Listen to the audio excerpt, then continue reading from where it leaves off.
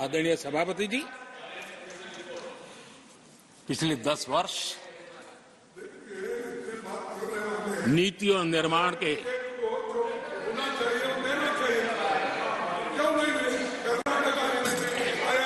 आदरणीय सभापति जी, आदरणीय सभापति जी, Nothing will go on record. No. आदरणीय सभापति जी, Take your seat. नीति और निर्माण This conduct doesn't suit your ये position. नए भारत की नई दिशा दिखाने के लिए Please take your seat. जो दिशा हमें पकड़ी, Please take your seat. Sir. जो निर्माण कार्य हमने लिए हैं, बीते 1 दशक में हमारा पूरा फोकस बेसिक सुविधाएं जरूर मिले उस पर हमारा ध्यान केंद्रित रहा है। आदरणीय सभापति जी, हर परिवार का जीवन स्तर ऊपर उठे, उसके जीवन में ईज ऑफ लिविंग बढ़े। अब समय की मांग है उसकी क्वालिटी ऑफ लाइफ में हम कैसे सुधार लाए। हम आने वाले दिनों में हमारी पूरी शक्ति, पूरा सामर्थ्य ईज ऑफ लिविंग से एक कदम आगे बढ़ करके क्वालिटी ऑफ लाइफ की तरफ हम बढ़ाना चाहते हैं। हम उसके लिए जाएंगे। आदरणीय सभापति जी, आने वाले 5 वर्ष न्यू मिडिल क्लास जो गरीबी से निकल करके बाहर आए हैं, ऐसे न्यू मिडिल क्लास को नई ऊंचाई और सशक्त बनाने के लिए हम अनेक वित्त कार्य पहुंचाने के लिए पूरा प्रयास करने वाले हैं।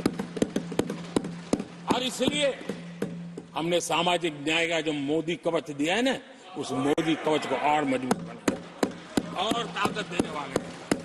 आदरणीय सभापति जी, आजकल जब हम कहते हैं कि 25 करोड़ लोग गरीबी से बाहर आए, तो ऐसा कुतर्क दिया जाता है कि 25 करोड़ बाहर आए तो फिर 80 करोड़ को खाना अनाज क्यों देते हो। आदरणीय सभापति जी, हम जानते हैं कोई बीमार व्यक्ति हॉस्पिटल से बाहर आ जाए ना, तो भी डॉक्टर कहता है कुछ दिन इसको ऐसे ऐसे संभालिए, खाने में परहेजी रखिए, ढिकना करिए, फलाना करिए। ये कहना क्यों? कहीं दोबारा वहां मुसीबत में ना आ जाए। जो गरीबी से बाहर निकला है ना, उसको ज्यादा संभालना चाहिए ताकि कोई ऐसा संकट आकर के फिर से गरीबी की तरफ लपक न जाए। और इसलिए उसको मजबूती देने का समय देना चाहिए। ये समय हमने गरीब को मजबूत, ताकि वो फिर से वो न्यू मिडिल क्लास फिर से वापिस उस गर्त में डूब न जाए। हम 5 लाख रुपए आयुष्मान का देते हैं ना, उसके पीछे एक इरादा है। परिवार में एक बीमारी आ जाए ना, मध्यम वर्ग का आदमी भी गरीब बनने से देर नहीं लगती है। और इसलिए गरीबी से बाहर निकलना जितना जरूरी है, उतना गलती से भी गरीबी की तरफ पीछे न चला जाए, उसके लिए ध्यान रखने की आवश्यकता है। और इसलिए हम अनाज देते हैं, अनाज देते रहेंगे, किसी को बुरा लगे या न लगे। 25 करोड़ गरीबी से बाहर निकले हैं, न्यू मिडिल क्लास हुए हैं, लेकिन मुझे समझ है, मैं उस दुनिया जीत करके आया हूं, उनको जरूरत ज्यादा है। और इसलिए हमारी ये योजना जारी रहेगी। आदरणीय सभापति जी,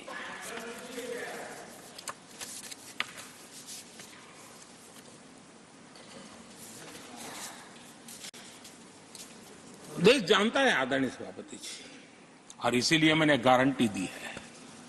मेरी गारंटी है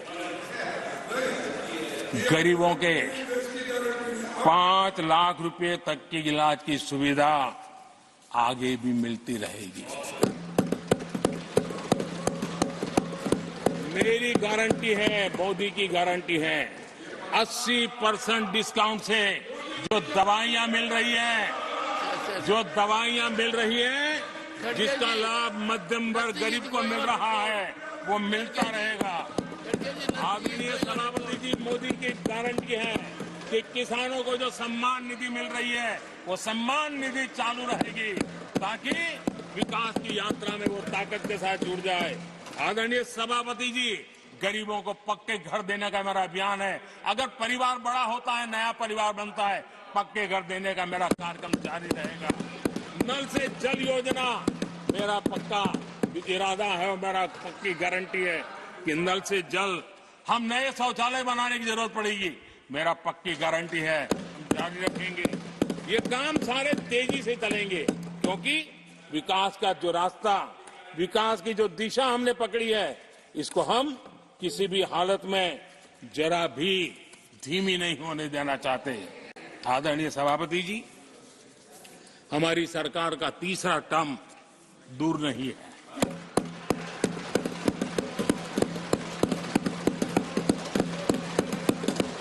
कुछ लोग इसे मोदी 3.0 कहते हैं। मोदी 3.0 विकसित भारत की नींव को मजबूत करने के लिए पूरी शक्ति लगा देगी। आदरणीय सभापति जी, अगले 5 साल में भारत में डॉक्टरी की संख्या पहले की तुलना में अनेक गुना बढ़ेगी। मेडिकल कॉलेजों की संख्या बढ़ेगी। इस देश में इलाज बहुत सस्ता और सुलभ हो जाएगा। आदरणीय सभापति जी, अगले 5 साल में हर गरीब के घर में नल से जल का कनेक्शन होगा। आदरणीय सभापति जी, आने वाले 5 साल में उन गरीब को पीएम आवास जो देने हैं, एक भी वंचित नहीं रहे, इसका पक्का ख्याल रखा जाएगा। अगले 5 साल सोलर पावर से बिजली बिल जीरो। देश के कितने नागरिकों, करोड़ों नागरिकों को बिजली बिल जीरो। और ठीक अगर आयोजन करेंगे तो अपने घर पर बिजली बना करके बेच करके कमाई कर पाएंगे। ये अगले 5 साल का कार्यक्रम है। आदरणीय सभापति जी, अगले 5 साल देश में पाइप से गैस के कनेक्शन पूरे देश में नेटवर्क बनाने का भरपूर प्रयास किया जाएगा। सभापति जी, आने वाले 5 साल हमारी युवा शक्ति का दम पूरी दुनिया देखेगी। आप देखना आदरणीय सभापति जी, हमारे युवा स्टार्टअप्स, युवाओं के यूनिकॉर्न, इसकी संख्या लाखों में होने वाली है। और इतना ही नहीं, टियर 2, टियर 3 सिटी नए स्टार्टअप से उसकी एक नई पहचान के साथ उभरने वाला है। ये मैं 5 साल का चित्र मेरे सामने देख रहा हूं। आदरणीय सभापति जी, रिसर्च फंडिंग, उसकी वृद्धि का प्रभाव आप देखना। पिछले 7 दशक में जितने पेटेंट नहीं हुए हैं, उतने रिकॉर्ड पेटेंट फाइल होने का दिन आने वाले 5 साल में मैं देख रहा हूं। आदरणीय सभापति जी, आज मेरे मध्यम वर्ग के लाखों बच्चे विदेशों में पढ़ने के लिए चले जाते हैं।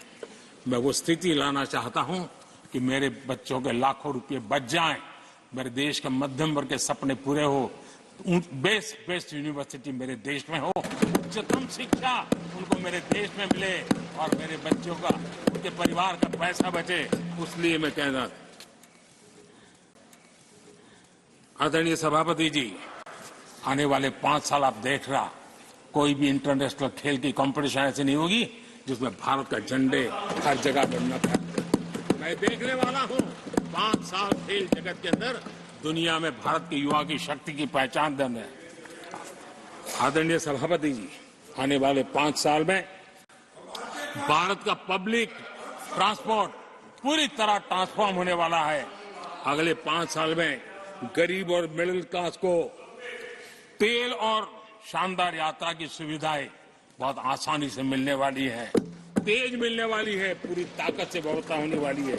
अगले 5 साल में देश बुलेट ट्रेन भी देखेगा और देश वंदे भारत ट्रेन का विस्तार भी देखेगा।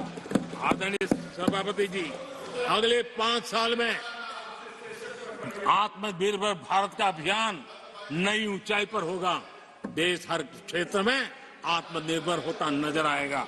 आदरणीय सभापति जी, आने वाले 5 साल में मेड इन इंडिया सेमीकंडक्टर दुनिया में हमारी गूंज होगी। इलेक्ट्रॉनिक हर गुड्स में वो चीप होगी जिसमें किसी न किसी भारतीय का पसीना होगा। आदरणीय साहब, दुनिया के इलेक्ट्रॉनिक बाजार में एक नई गति का सामर्थ्य आने वाले 5 साल में देश देखेगा। आदरणीय सभापति जी, आज देश लाखों करोड़ रुपए का तेल इंपोर्ट करता है अपनी ऊर्जा जरूरतों के लिए हम ज्यादा से ज्यादा आत्मनिर्भर बनने की दिशा में काम करेंगे और मुझे विश्वास है हम ऊर्जा जरूरतों पर जो डिपेंडेंसी है वो कम करने में सफल होंगे। इसे इतना ही नहीं, आदरणीय सभापति जी, ग्रीन हाइड्रोजन अभियान हम दुनिया के बाजार को लालायित करने की दिशा में आगे बढ़ रहे हैं। हमारा ग्रीन हाइड्रोजन ऊर्जा जरूरतों को पूरा करने का सामर्थ्य रहेगा।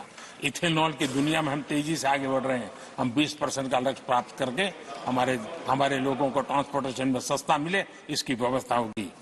आदरणीय सभापति जी, जब मैं 20% इथेनॉल की बात करता हूं, उसका सीधा लाभ मेरे देश के किसानों को होने वाला है। किसानों की नई बचत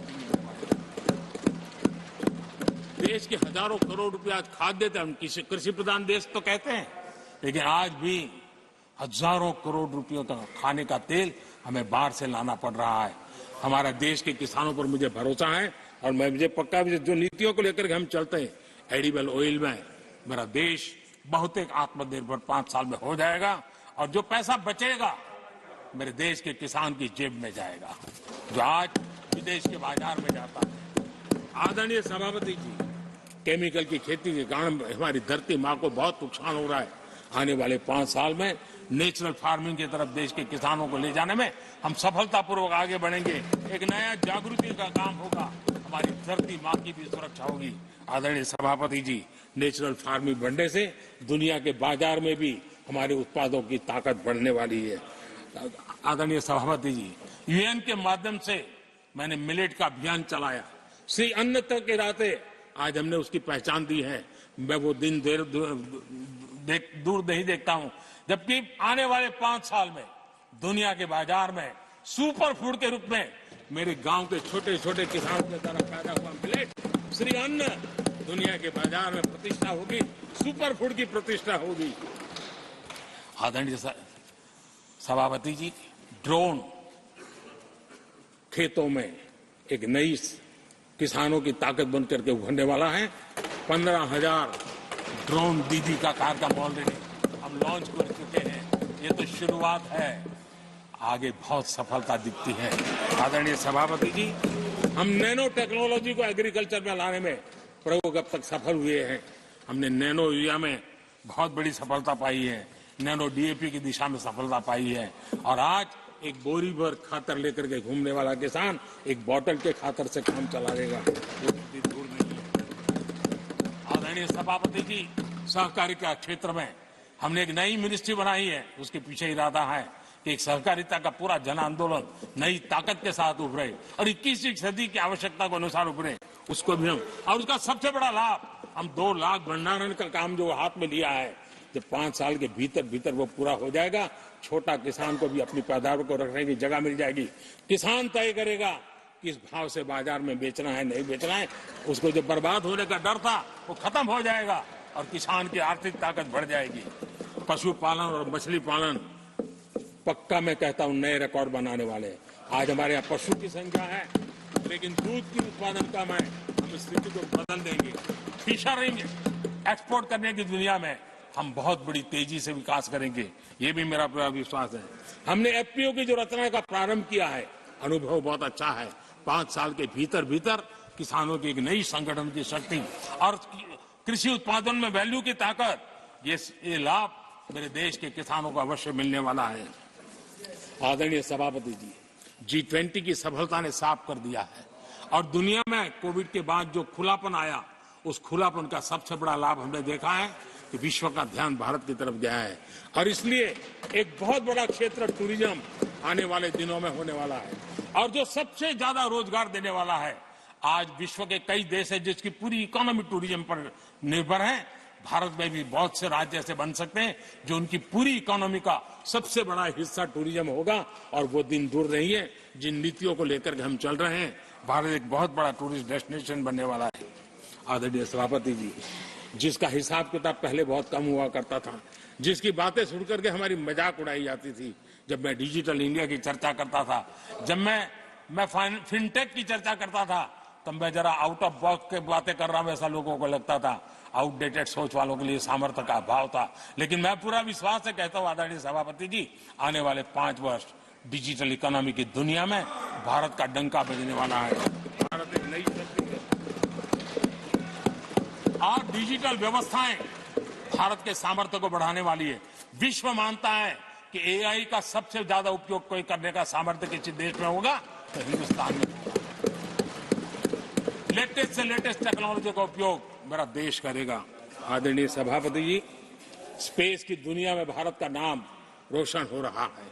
हमारे वैज्ञानिकों का पराक्रम नजर आने वाला, और आने वाले 5 साल का जो कार्यक्रम है ना, मैं आज उसको शब्दों में बयान नहीं करना चाहता हूं, लेकिन विश्व को अचंभित करने की दिशा में हमारे वैज्ञानिक स्पेस की दुनिया में भारत को ले जाएंगे, ये मेरा पक्का विश्वास है।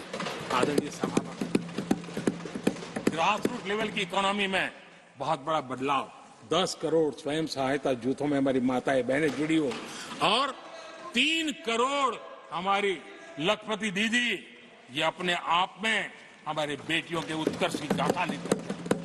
आदरणीय सभापति जी, ऐसे अनेक विविध क्षेत्र हैं जिस क्षेत्र में मैं साफ देख रहा हूं आने वाले 5 साल भारत, कभी हम सुना करते थे स्वर्णिम युग था, मुझे वो दिन दूर नहीं दिखते जब 5 साल में वो मजबूत नींव आएगी और 2047 तक पहुंचते पहुंचते ये देश उस स्वर्णिम युग को फिर से जीने लगेगा।